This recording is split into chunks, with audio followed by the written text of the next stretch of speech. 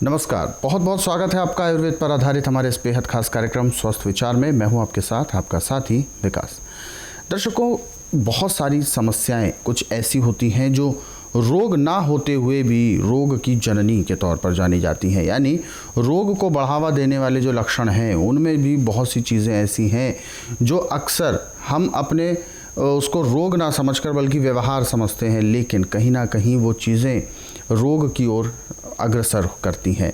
बहुत सारे कार्यक्रम, बहुत सारे विषयों पर हम इन कार्यक्रमों में चर्चा करते हैं और इसीलिए आप सभी को इस बात के लिए जागरूक भी करते हैं कि आप अपने आप को स्वस्थ रखने और तंदुरुस्त रखने के लिए सतर्क रहें और सावधान रहें, ताकि कोई भी रोग आपको जड़ से ना हो, कोई भी रोग आपके शरीर में प्रवेश ना कर पाए, या हो भी तो आप उसे जड़ से शुरू होने से पहले ही ख़त्म कर दें। और इन सभी विषयों में हमारा मार्गदर्शन करते हैं जाने माने आयुर्वेद के ज्ञाता गायत्री सिद्ध पंडित श्री लक्ष्मण दास रतन भारद्वाज जी।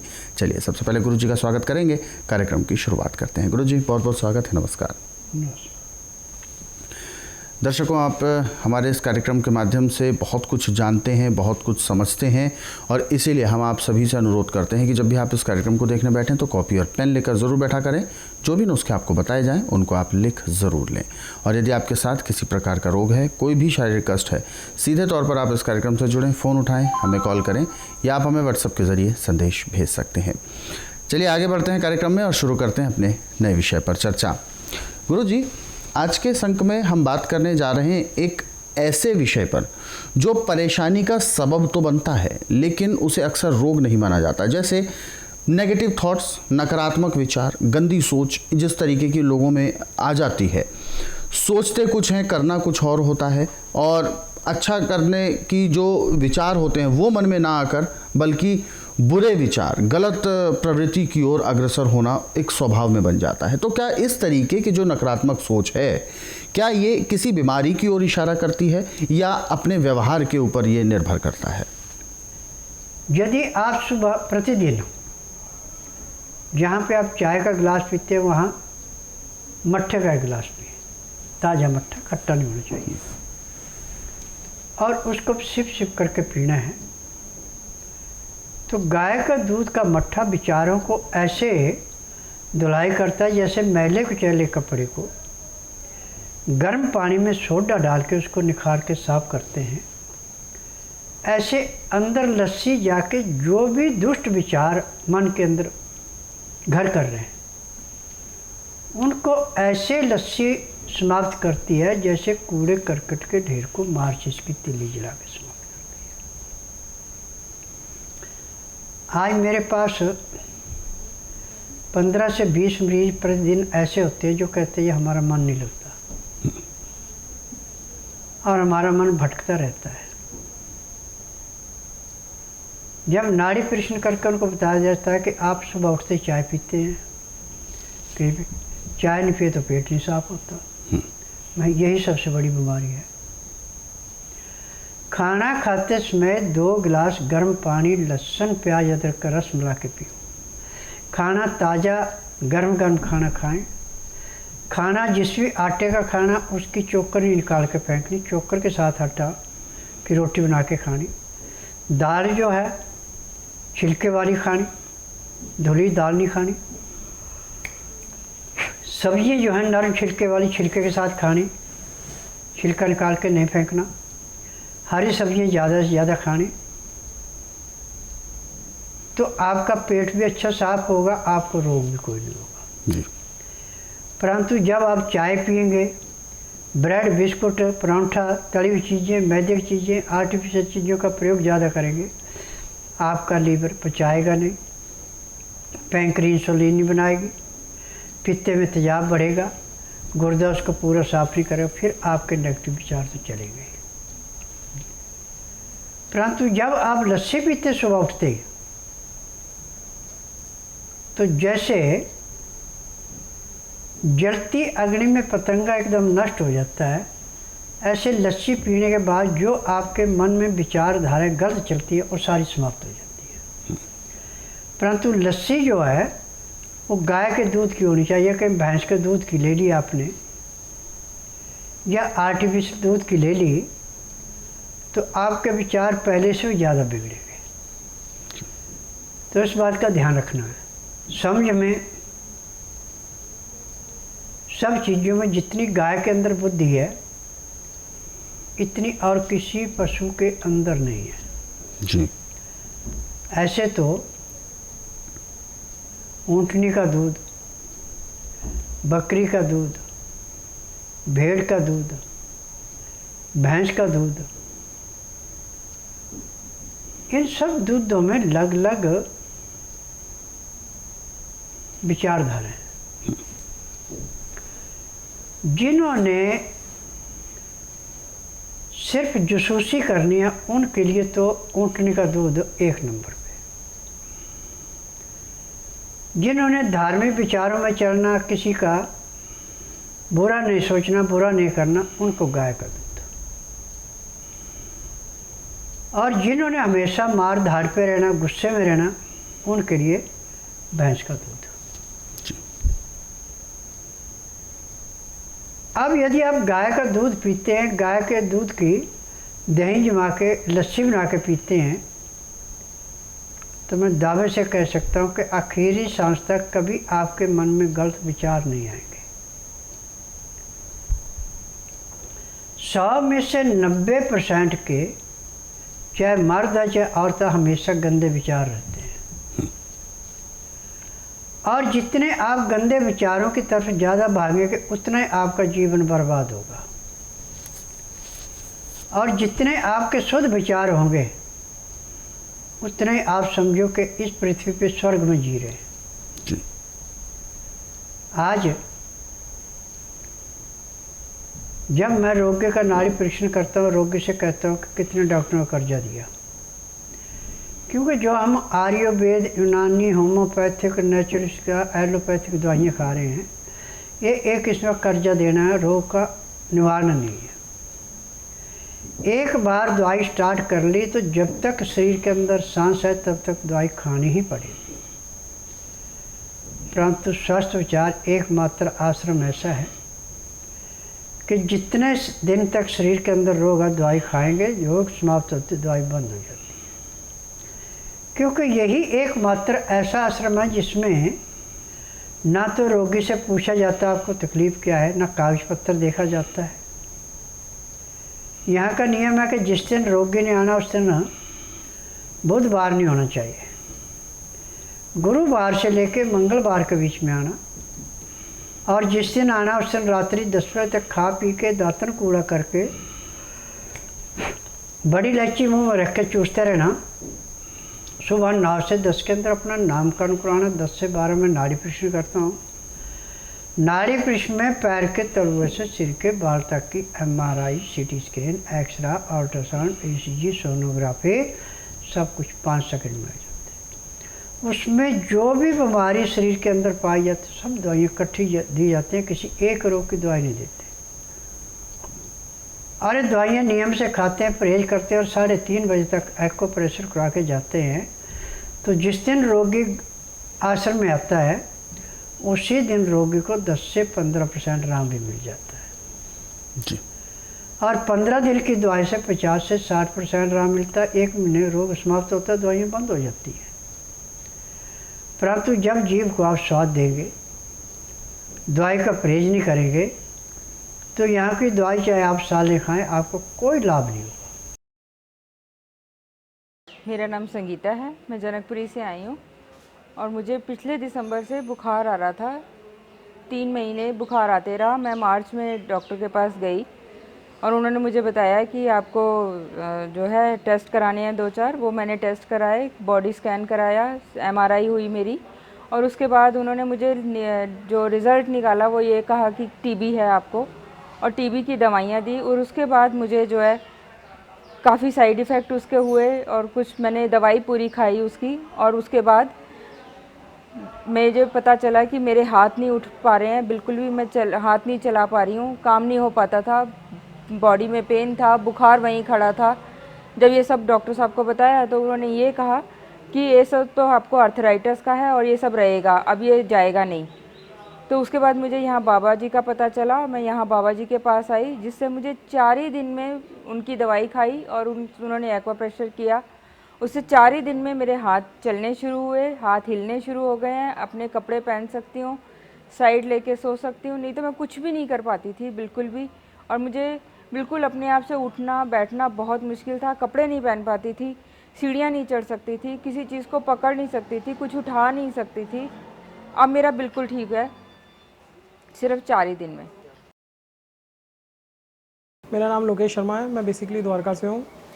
मेरे को एक अर्थराइटिस की प्रॉब्लम थी, एक स्किन की प्रॉब्लम थी और एक मेरे आई साइट की प्रॉब्लम थी जिसको यूवीआइटिस बोलते हैं बेसिकली। सो ये ऑलमोस्ट मुझे करीबन 15 साल से थी। अर्थराइटिस का तो मैंने बहुत इलाज कराया, काफ़ी डॉक्टर्स को दिखाया, ऑलमोस्ट मेरे सारे टेस्ट हुए। इवन मुझे आरआर हॉस्पिटल आर्मी में, जो यहाँ आर्मी का सबसे बड़ा हॉस्पिटल है, उसमें ही मैंने दिखाया। वहाँ पे मुझे करीबन 80 से 1000 के इंजेक्शंस लगे, बट उसका भी मुझे कोई बेनिफिट नहीं हुआ। 2 साल बाद फिर वो प्रॉब्लम मुझे आई। उसके बाद मेरे एक रिलेटिव थे, उनको मिर्गी की प्रॉब्लम थी करीबन कई सालों से, तो वो दैनिक इसके टीवी के थ्रू यहाँ आए थे। तो उन्होंने मेरे को बताया कि उनकी वाइफ़ को अब परमानेंट क्योर हो गया। ऑलमोस्ट उन्होंने भी अपनी वाइफ़ का एलोपैथी में करीबन 10, 12, 14 साल इलाज कराया, बट उनको भी कोई रिलीफ नहीं था। बट यहाँ उन्होंने 2 या ढाई महीने के आसपास ट्रीटमेंट लिया और आज 6 या 7 साल हो गए, उनको कोई प्रॉब्लम नहीं है। तो उन्होंने मुझे यहाँ के लिए रिकमेंड किया था, तो मैं इसलिए यहाँ आया था।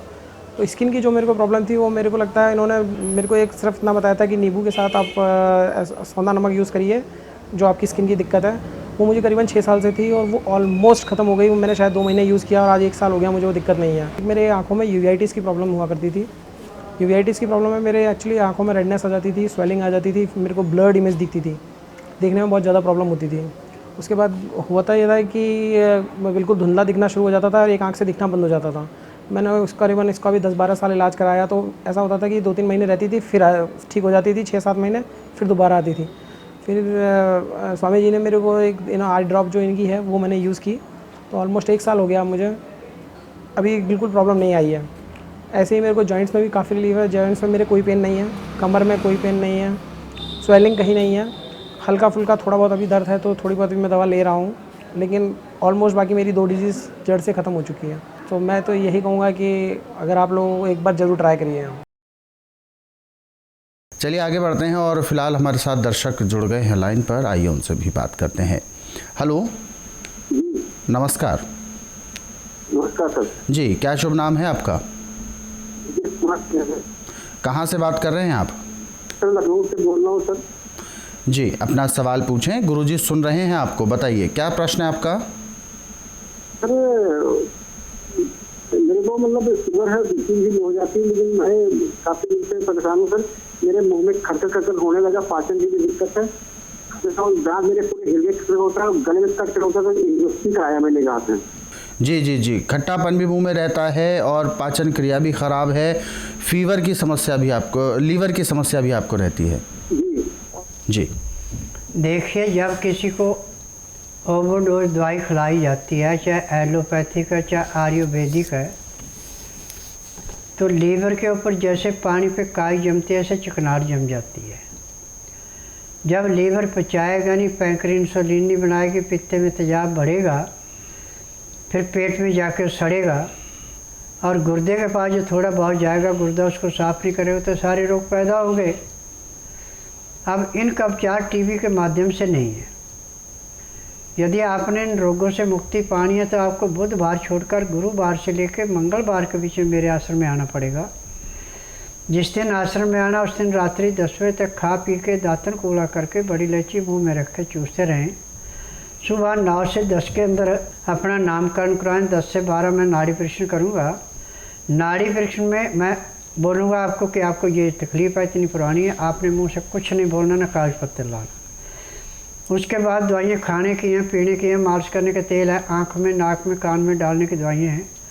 यदि ये दवाइयाँ आप लेते हैं और दवाई नियम से खाते हैं, परहेज करते हैं और शाम को 3:30 बजे को प्रेशर कराते हैं, तो जिस दिन आप आश्रम में आएंगे उसी दिन आपको कम से कम 20% आराम जरूर मिलेगा। 15 दिन की दवाई से आपको 50 से 60% आराम मिलेगा। 1 महीने में आपका रोग समाप्त होगा, दवाइयाँ बंद हो जाएगी। अगले सवाल की ओर बढ़ते हैं। अगला सवाल हमें भेजा है राम निवास जी हैं और इन्होंने अपना सवाल भेजा है गुजरात सूरत से।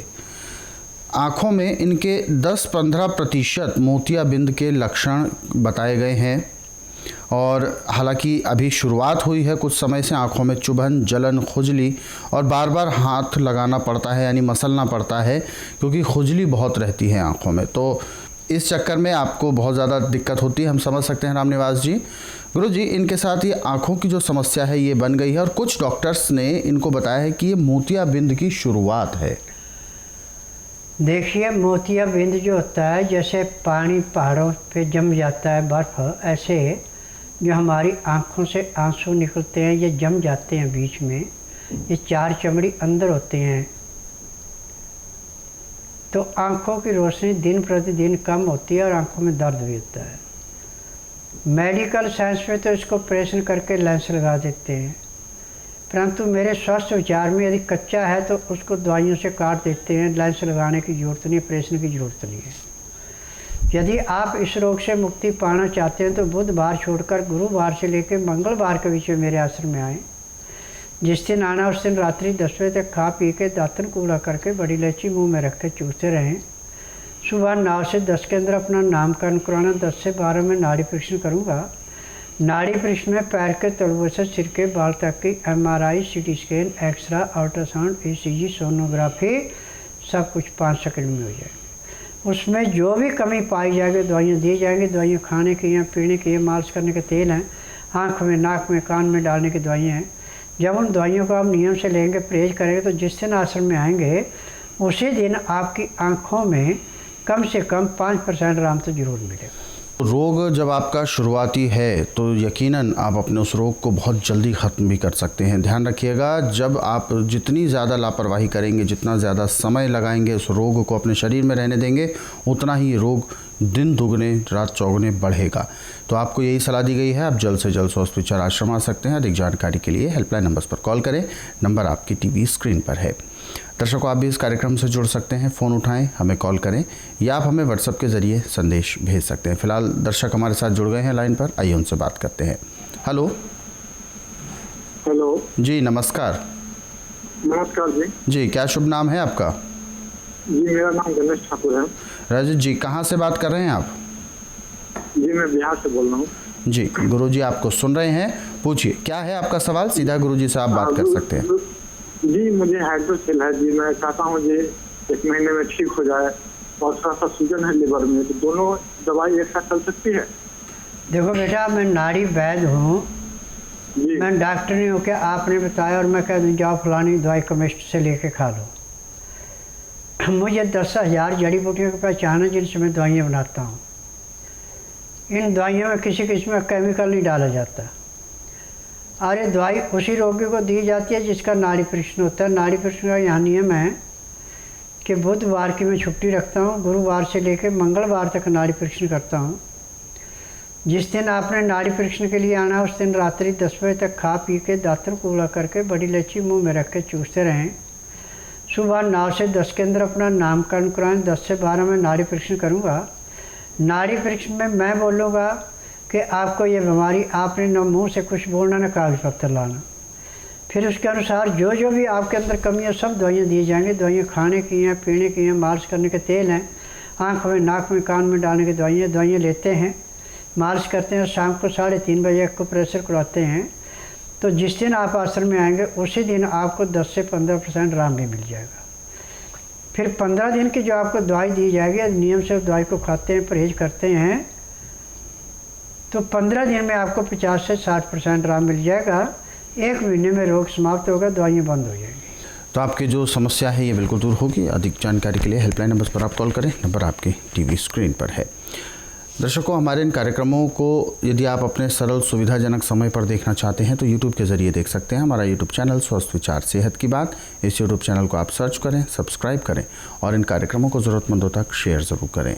फिलहाल कार्यक्रम में वक्त इशारा कर रहा है विराम देने का। गुरुजी आप हमारे स्टूडियो में आए, कीमती मार्गदर्शन दिया, आपका बहुत बहुत धन्यवाद। नमस्कार। दर्शकों, आज के इस विशेष कार्यक्रम में बस इतना ही। आप सभी लोग स्वस्थ रहें, निरोगी रहें। इन्हीं शुभकामनाओं के साथ हम आपसे लेंगे इजाज़त। अगले अंक में आपसे फिर होगी मुलाकात एक नए विषय के साथ। तब तक के लिए मुझे दीजिए आज्ञा। नमस्कार।